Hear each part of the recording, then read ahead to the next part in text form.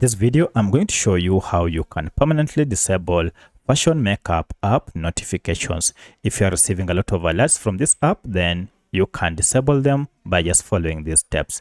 If this video helps, please like and subscribe. So for this tutorial, I'm on a Redmi smartphone. However, this process is more or less the same on any other Android smartphone. To do this, you need first to access the app's info page, and the shortcut method is just to long press on it and you should see app info. However, if you can't see this, you should see a settings gear around here or even the name of the app.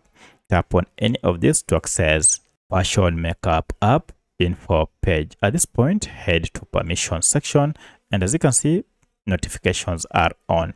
With this on, you'll always receive those alerts on your app. To disable all of them, just toggle off show notifications, and from now henceforth, you'll never again receive alerts from this app. If you have any other question, kindly let me know in the comment section. Otherwise, thanks for watching, and let's meet in the next video.